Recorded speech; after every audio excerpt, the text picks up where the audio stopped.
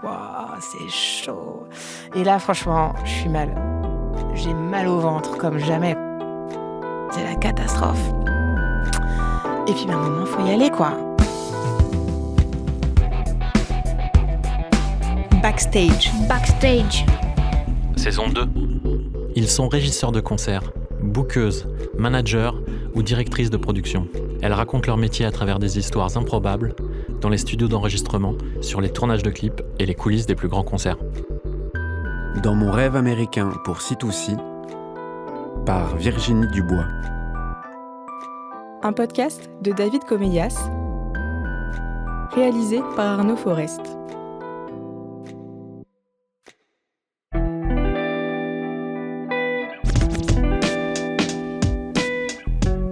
Je m'appelle Virginie Dubois, je viens d'avoir 40 ans et je travaille au sein d'Universal où je dirige une structure qui s'appelle Vertigo.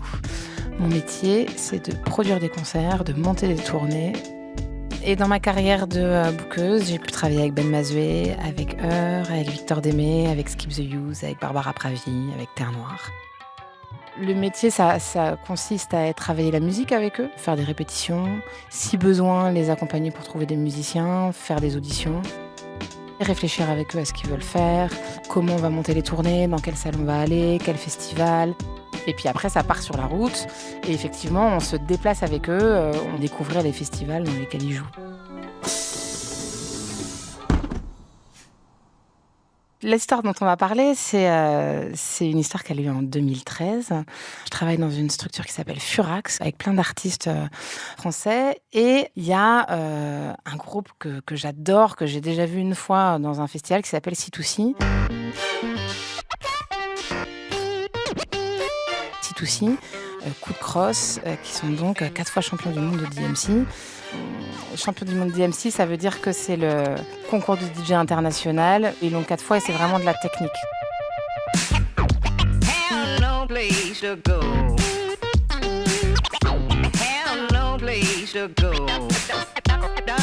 Et un jour, on parle enfin de faire leur première tournée. Ils sont en train de préparer un album.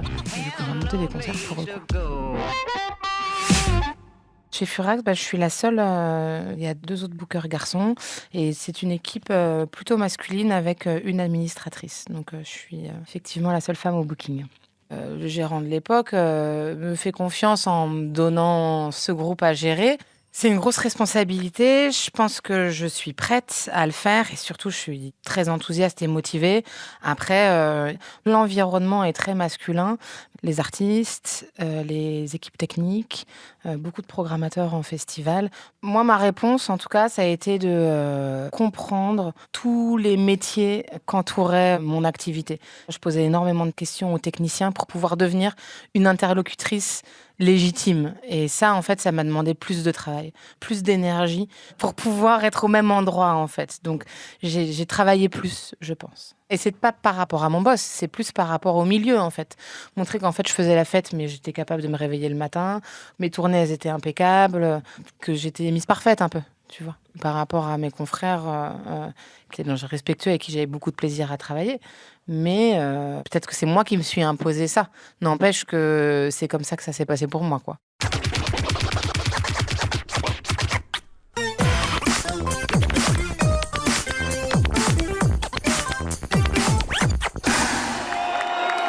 Moi, je monte la tournée, une grosse tournée dans les festivals.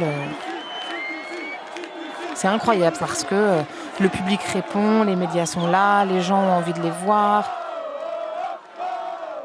Et puis l'album sort. En février 2013, ils ont 4 victoires de la musique. Ça va à une vitesse dingue. Jamais j'avais vécu un truc pareil, je pense, dans ma courte carrière. Le premier morceau qui avait déclenché cette euphorie s'appelait Fouilla.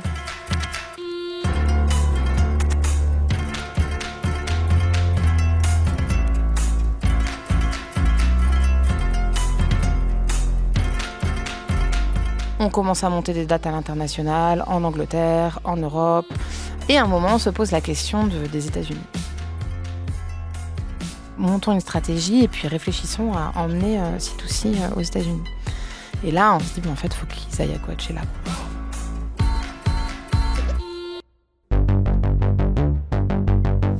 Coachella, c'est un énorme festival américain en Californie. Renommé international, c'est le summum de la hype et de la coolitude. C'est la consécration. J'ai 26 piges, je me dis mais tiens, Coachella, c'est incroyable quoi. Je suis jamais allée aux États-Unis et ça me semble être un autre univers quoi. Et je trouve ça complètement fascinant. En tout cas, c'est une ambition ou un rêve quoi, de pouvoir à ma petite échelle les envoyer là-bas. On est en 2013, donc à l'époque, c'est surtout la French Touch qui a participé à Coachella, donc Daft Punk, Justice, Air, Tellier, tous les grands noms de l'électro française. Je contacte un agent américain, je reçois une offre de Coachella. Le festival a envie d'accueillir C2C, mais en revanche, on n'est pas encore attendu au niveau du public. On est clairement une découverte là-bas. Aller jouer à Coachella, en fait, c'est de l'image, c'est de l'histoire. C'est important d'y aller en termes de stratégie.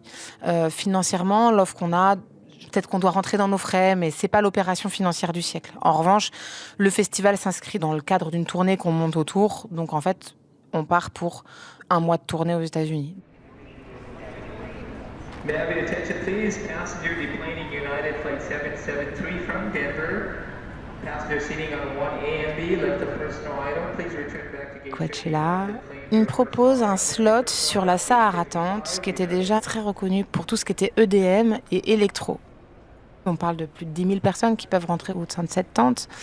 Mais il joue par exemple David Guetta, quoi. Enfin, ce genre de musique. Donc je me dis, bon, C2C, on est quand même sur un projet qui a un côté presque un peu hip-hop à certains endroits et du coup qui n'est pas de l'EDM en fait. Déjà, j'ai une petite appréhension. Et puis à un moment, 2 semaines avant la date, on reçoit l'horaire du concert. 13h. Et là, je me dis, waouh, on va aller jusqu'à Coachella pour jouer à 13h, mais en fait, le site va être à peine ouvert, le public sera pas là, qu'est-ce qu'on va aller faire là-bas à 13h ? Puis à un moment, je regarde, on joue à Chicago dans le routing, et puis après, il faut traverser tous les États-Unis et jouer à Coachella. En fait, 1, l'horaire nous convient pas, et de 2, en plus, techniquement, c'est galère, quoi. Donc on leur fait un mail en disant on joue 2 jours avant à Chicago, le temps d'arriver, franchement il nous faut un autre horaire, c'est pas possible. Et là ils me répondent je comprends, mais du coup on annule. Et là je me dis waouh, qu'est-ce que je viens de faire ? En fait il n'y a pas de marge de négociation possible. En fait ils en ont rien à faire quoi. Ils sont tellement gros, soit tu viens pas quoi. Du coup je prends sur moi aussi un petit peu. Je me dis en fait faut que ça le fasse. Je transpire un peu quoi quand même déjà.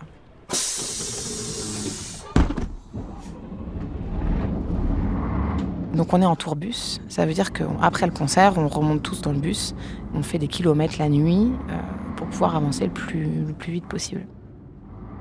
Quand je suis dans le tourbus aux États-Unis, je suis la seule nana, ouais. Et ça, je suis assez à l'aise avec ça parce que je les connais bien, ça fait 1 an et demi qu'on tourne. Du coup, il y a énormément de respect. On développe des petites combines pour aller se changer à des endroits comme il faut. Enfin voilà, ça se fait quoi, c'est du bricolage. C'est un vieux redneck qui tient le tourbus. Le régisseur me dit bon, reste pas trop avec lui. Je me demande même s'il avait pas son flingue à côté de sa cabine de conduite. Vraiment un Américain du Texas, pure souche. On est dans un tourbus tout petit dans son jus. Enfin, on est plutôt sur un tourbus des années 60 avec je me souviens des sièges en sky tout rococo. Enfin, c'était vraiment assez marrant. Les C2C sont contents d'être là, la tournée débute bien, et du coup ils m'en veulent pas que ce soit pas le tourbus de l'année, quoi, qu'on soit un peu dans quelque chose d'assez vétuste. Juste après le concert à Chicago, on prend la route et puis on commence à traverser les États-Unis, direction Coachella. On s'arrête en pleine nuit, au milieu du désert.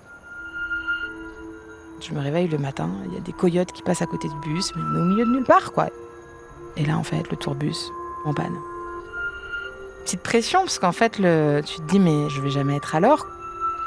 Je pense qu'il devait y avoir un problème avec l'eau, le radiateur, ou je sais plus trop quoi. Et puis en fait, il y a quelqu'un qui arrive.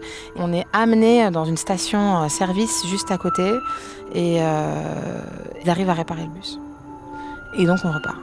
On regarde l'heure, ça joue encore, quoi. C'est possible. On peut encore arriver à temps et faire Coachella.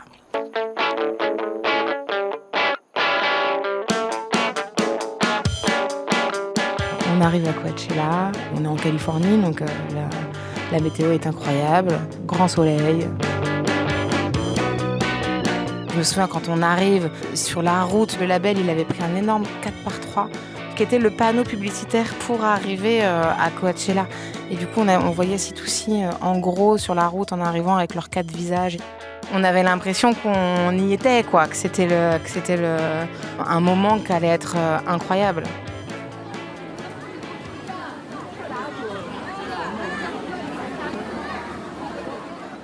On a notre loge qui nous attend.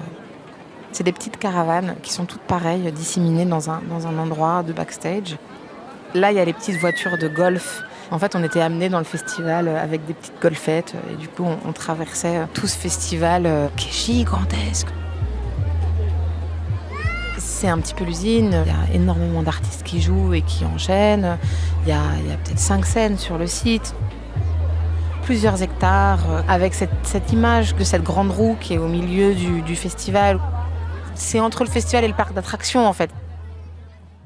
Puis le temps passe, il commence à s'installer techniquement. Il n'y a pas de balance à proprement parler. Le festival a déjà ouvert ses portes. Maintenant, il y a quand même toujours un moment d'attente avant que le début du show arrive. Donc le temps passe et là, on est à 5 minutes avant le spectacle.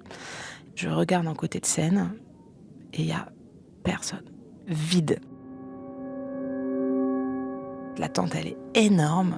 On voit les palmiers au fond. Et il n'y a pas une seule personne qui attend devant la scène. Je me dis, mais je vais me faire virer, quoi. Mon rôle à moi, dans mon métier, c'est de choisir le bon moment pour faire les choses.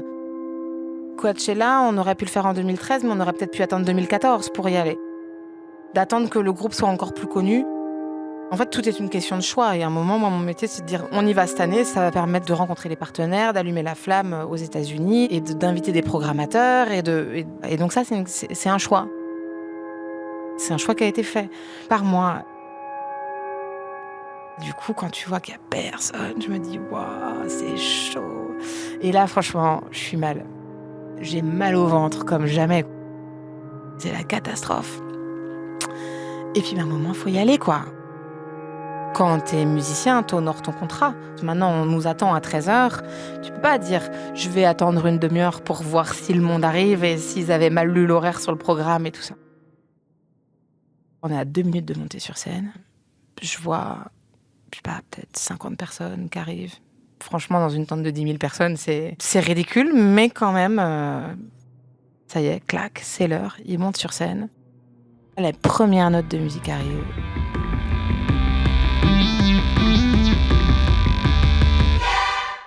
Et là, ça arrive en masse.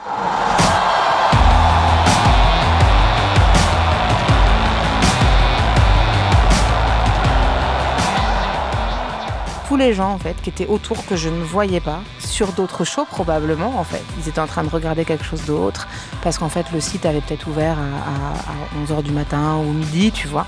Et du coup, les gens commençaient à arriver. Et à la fin du premier titre, franchement, la tente était pleine. En un morceau.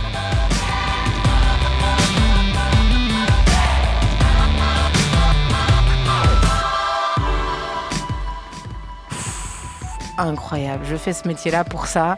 C'est un des souvenirs les plus fous parce que j'ai vécu des émotions. Je suis passée d'un extrême crainte à un moment vraiment magique où je me dis waouh, en fait, ouf. Cette tournée, on vit le truc ensemble. J'ai quasiment le même âge qu'eux, à 3 années près. Mais du coup, c'est une vraie histoire commune. C'est une aventure. Eux, ils découvraient à leur endroit un nouveau public, des nouveaux territoires pour faire leurs concerts. Mais moi aussi, en fait. Moi aussi, j'apprenais avec eux. Et ça, c'était magique. Pour moi, il y a eu un avant et un après. Ça a fini de construire ma légitimité en tant que bookeuse qui sait faire son travail. Après, tout ça, c'est toujours une quête personnelle. Mais dans mon chemin à moi, je me suis sentie, après cette histoire, plus puissante. Quand je commence, il y a presque 20 ans, c'est une génération où il y a de plus en plus de femmes dans les bureaux. Et donc, c'est le début du changement, en fait. En revanche, sur les équipes techniques, le début du changement arrive que maintenant, quoi. En tout cas, force est de constater que sur des postes de direction technique, de direction plus, il y a encore pas ou peu de femmes. La bascule va se faire, ça va changer, j'en doute pas, quoi. Et aujourd'hui, dans les festivals, il y a des vraies réflexions sur la parité dans les line-up, qui est autant d'hommes que de femmes présents dans les affiches. Et ça fait bouger les lignes, en fait. Je pense qu'énormément d'artistes goûtent au fait d'être dans des équipes mixtes et c'est très agréable pour tout le monde. Donc j'espère que dans 10-15 ans, ce sera plus un sujet. À suivre sur Arte Radio.